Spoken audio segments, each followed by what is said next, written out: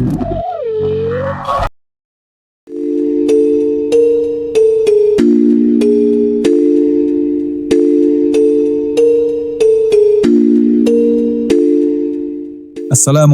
warahmatullahi wabarakatuh. Malam selalu menyimpan cerita. Bukan hanya tentang mereka yang masih bernapas, tetapi juga tentang mereka yang tak pernah benar-benar pergi. Di sebuah rumah sakit tua di Jawa Barat, ada satu ruangan yang selalu dihindari saat jam menunjukkan lewat tengah malam.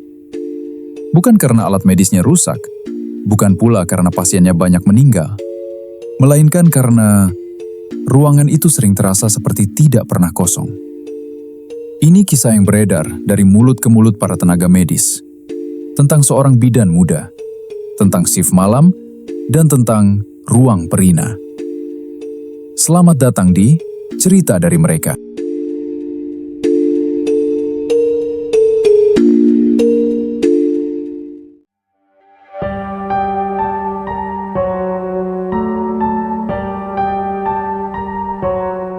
Namaku Rani. Usiaku 24 tahun, bidan baru yang ditempatkan di sebuah rumah sakit daerah Jawa Barat.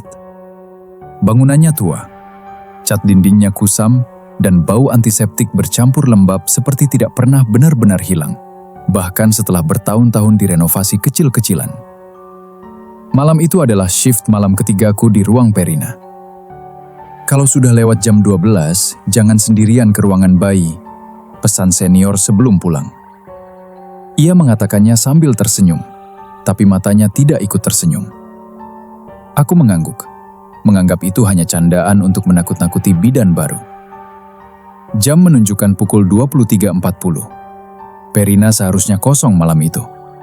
Tidak ada bayi rawat inap. Semua dipindahkan ke ruang NICU baru di gedung belakang. Namun entah kenapa, saat aku duduk di nurse station, udara mendadak lebih dingin dari biasanya. Bukan dingin AC. Ini dingin yang merambat pelan dari kaki ke dada. Aku berdiri, mengecek termostat. Normal. Lampu lorong menyala seperti biasa. Namun suasana terasa sunyi berlebihan.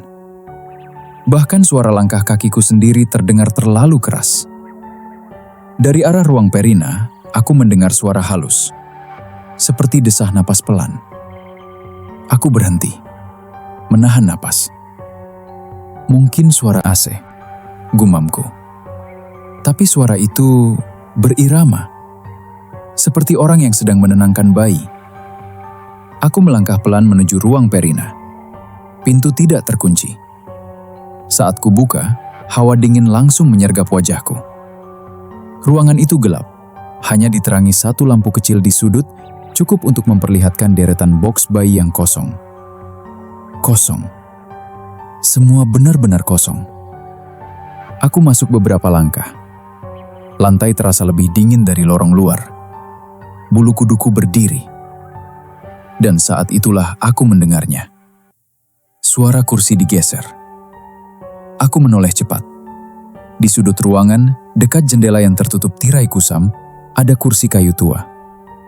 Kursi itu tadi tidak ada di sana. Setidaknya, aku yakin kursi itu seharusnya berada di nurse station. Dadaku berdebar. Halo? Suaraku kecil. Tidak ada jawaban.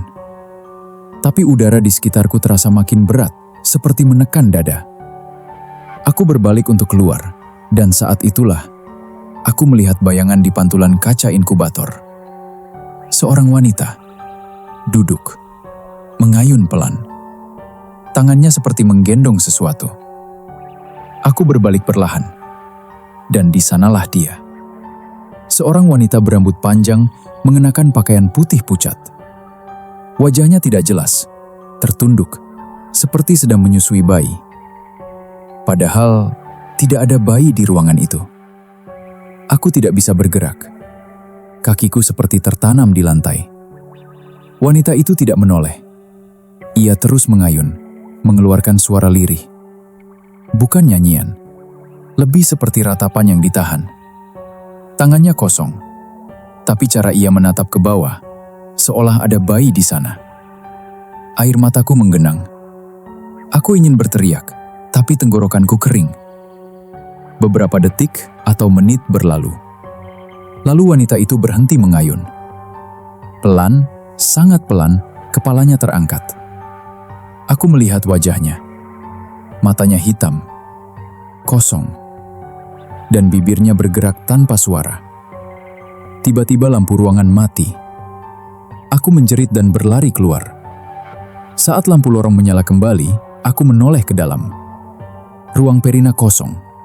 Tidak ada kursi. Tidak ada wanita. Tidak ada apa-apa. Aku kembali ke nurse station dengan napas terengah. Dan di sanalah aku melihatnya. Kursi kayu itu sudah kembali ke tempat semula. Dan di telingaku terdengar bisikan pelan. Jaga anakku. Setelah kejadian malam itu, aku tidak langsung pulang. Aku duduk kaku di nurse station, menatap jam dinding dengan tangan gemetar. Jarumnya menunjuk pukul 02.13. Aku menunggu jarum detik bergerak. Tidak bergerak. Rusak? Gumamku pelan. Aku membuka ponsel. 02.17. Aku kembali menatap jam dinding. Masih 02.13. Dan anehnya, sejak aku bekerja di sini, aku baru sadar. Jam itu memang sering berhenti di waktu tersebut. Tak lama kemudian, terdengar langkah kaki dari lorong. Seorang perawat senior, Teh Ningsih, datang membawa termos. "Kamu pucat," katanya pelan. Aku ragu bercerita. Tapi akhirnya aku ceritakan semuanya. Wanita menyusui, kursi berpindah, bisikan. Teh Ningsih terdiam lama. Lalu ia duduk dan berkata dengan suara hampir berbisik. Jam 2 lewat itu memang jamnya mereka. Aku menelan ludah. Dulu, lanjutnya, ada ibu muda meninggal saat melahirkan di Perina lama. Bayinya nggak selamat. Katanya dia nggak pernah terima. Aku merinding. Terus, kenapa masih sering muncul? Teh Ningsih menatap ke arah ruang Perina. Karena dia masih nunggu. Dan biasanya, dia paling sering mendekati bidan baru. Beberapa malam setelah itu, kejadian-kejadian kecil mulai sering terjadi. Kursi di nurse station berubah posisi. Printer menyala sendiri. Dan suara tangisan bayi samar. Padahal ruangan kosong. Puncaknya terjadi saat satpam malam memanggil kami. "Teh, ini aneh," katanya. Di layar terlihat lorong Perina. Jam di sudut layar menunjukkan 02.13. Aku melihat diriku sendiri di rekaman. Berdiri di depan pintu Perina. Diam. Seperti sedang menatap seseorang. Padahal aku ingat jelas, aku sendirian. Lalu kamera sedikit bergeser. Dan di sudut ruangan terlihat bayangan duduk di kursi. Bukan bayangan biasa. Tidak ada wujud jelas, tapi kursinya cekung seperti diduduki seseorang. Dan yang paling membuat darahku membeku, bayangan itu mengayun pelan. Satpam itu mematikan layar. "Biasanya cuma kelihatan kalau malam Jumat," katanya. Malam itu, malam Jumat. Aku pulang pagi itu dengan tubuh gemetar. Dan sejak hari itu, aku mulai bermimpi hal yang sama. Wanita itu berdiri di samping ranjangku, menatap, dan berbisik, "Tolong, jaga dia." Aku akhirnya memberanikan diri bertanya ke bidan paling senior, Bu Ratna.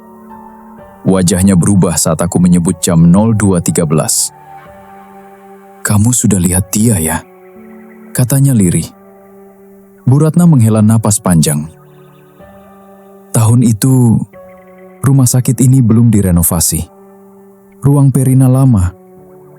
Ada seorang ibu ditinggal suaminya, melahirkan sendirian. Komplikasi. Bayinya meninggal duluan. Ibunya menyusul beberapa menit setelah jam 2 lewat. Dan sejak itu, aku menyela pelan. Sejak itu, Bu Ratna melanjutkan, bidan yang jaga malam sering dengar suara menyusui. Kursi pindah. Kadang ada yang lihat dia. Aku menggigil. Kenapa saya? Bu Ratna menatapku lama. Kamu paling sering jaga sendirian. Dan katanya, dia selalu mendekati yang hatinya lembut. Aku menunduk. Di dalam kepalaku, suara itu kembali terdengar. Tangisan bayi. Dari lorong. Pelan. Memanggil. Dan saat aku berdiri untuk mengecek, jam dinding kembali menunjukkan 02.13. Tangisan itu malam ini tidak lagi samar. Aku mendengarnya jelas dari arah ruang Perina. Tangisan bayi. Pecah. Pendek. Seperti bayi baru lahir yang kehabisan napas. Jam dinding menunjukkan 02.13. Aku berdiri dengan tubuh gemetar. Nurse station kosong.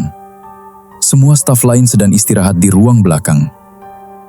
Tangisan itu terputus. Lalu terdengar suara pelan. Rani. Aku tersentak. Itu namaku. Suara wanita. Lirih. Tepat dari balik pintu Perina. Aku mundur selangkah. Tanganku dingin. Napasku pendek. Ini cuma halusinasi, kataku pada diri sendiri. Jam dinding berbunyi, tik. Berpindah. 2.13. Lampu lorong berkedip. Dan sebelum aku sadar, kakiku sudah melangkah ke depan pintu Perina. Kunci pintunya. Pesan Teh Ningsih terngiang. Tapi pintu itu sudah tertutup rapat.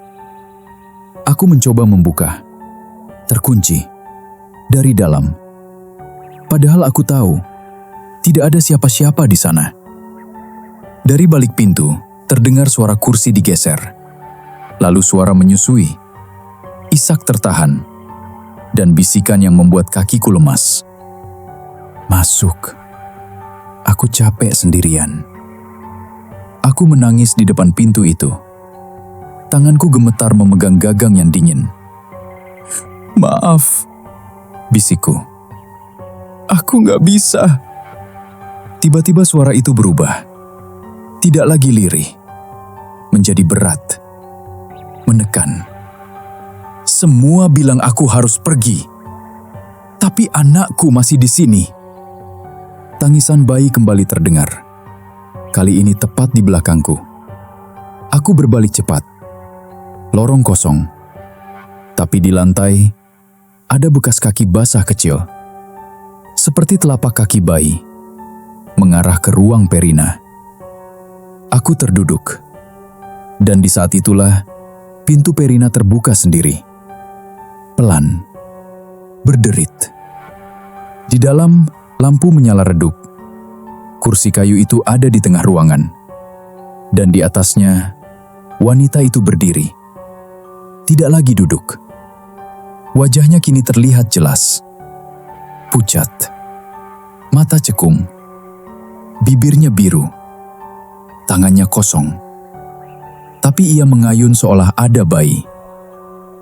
Kalau kamu bidan, katanya pelan. Kenapa kamu gak bisa nolong anakku? Aku menutup mata, menjerit. Dan saat aku membuka mata kembali, aku sudah terbaring di ruang UGD. Aku pingsan malam itu. Kata dokter, tekanan darahku turun drastis. Aku diberi izin cuti beberapa hari. Namun sejak malam itu, aku berubah. Aku sering terbangun jam 02.13. Mendengar tangisan bayi di kamar kosku. Kadang, tanpa sadar, tanganku bergerak, seperti menggendong sesuatu. Aku kembali ke rumah sakit seminggu kemudian. Ruang Perina tampak biasa saja. Jam dinding sudah diganti, kursi kayu dipindahkan. Tapi sebelum aku pulang pagi itu, Bu Ratna mendekat dan berkata lirih, "Kamu beruntung." "Kenapa, Bu?" tanyaku. "Biasanya yang sudah dipanggil, gak semua bisa balik." Aku menelan ludah. Saat aku melangkah keluar rumah sakit, aku menoleh sekali lagi ke lorong Perina. Dan aku melihatnya. Wanita itu berdiri di ujung lorong, tersenyum. Bukan senyum marah, bukan senyum sedih, tapi senyum puas. Seolah berkata, "Giliranmu sudah lewat." Aku menulis ini bukan untuk menakut-nakuti. Aku menulis karena aku tahu, suatu hari nanti akan ada bidan lain yang duduk di kursi nurse station itu. Sendirian, mengantuk, mengira malam hanyalah malam biasa. Setelah kejadian itu, aku tidak langsung keluar dari rumah sakit. Aku masih bekerja, masih jaga malam, masih melewati lorong Perina. Tapi ada satu hal yang berubah. Setiap kali jam mendekati 02.13, tubuhku selalu bereaksi lebih dulu. Dadaku sesak, tanganku dingin, dan tanpa sadar, aku selalu menoleh ke arah ruang Perina. Aku tidak lagi melihatnya. Tidak pernah lagi. Namun, kehadirannya masih terasa. Udara di ruangan itu selalu lebih dingin. Dan kalau kau berdiri cukup lama di depan pintunya, kau akan mendengar suara yang sangat pelan. Bukan tangisan, bukan nyanyian, melainkan suara napas seorang ibu yang kelelahan. Aku pernah bertanya pada Bu Ratna, "Bu, kenapa dia nggak pergi setelah itu?" Bu Ratna menjawab pelan, "Karena dia bukan marah. Dia cuma ibu." Dan malam itu, aku akhirnya mengerti. Beberapa minggu kemudian, ada bidan baru masuk. Wajahnya masih segar, semangat. Aku melihat diriku sendiri di matanya. Saat serah terima shift, ia bertanya sambil tertawa kecil, "Teh, ruang Perina kenapa katanya suka dingin ya?" Aku terdiam. Aku ingin bilang semuanya, ingin memperingatkan. Tapi kata-kataku tertelan. Yang keluar dari mulutku hanya satu kalimat. Kalau sudah lewat tengah malam, jangan sendirian. Malam itu, saat aku pulang, aku menoleh sekali lagi ke arah lorong Perina. Kosong. Sunyi. Namun di pantulan kaca, aku melihat bayangan seorang wanita berdiri di sana. Tidak menatapku, melainkan menatap ke arah nurse station. Menunggu. Karena rumah sakit ini tidak pernah benar-benar sepi. Dan ruang Perina tidak pernah benar-benar kosong.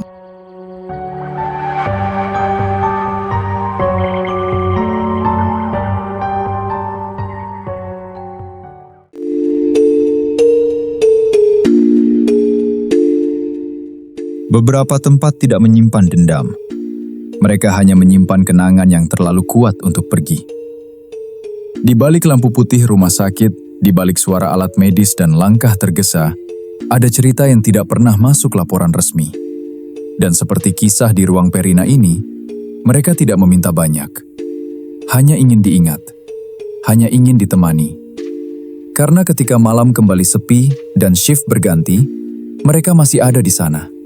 Menunggu. Wassalamualaikum warahmatullahi wabarakatuh.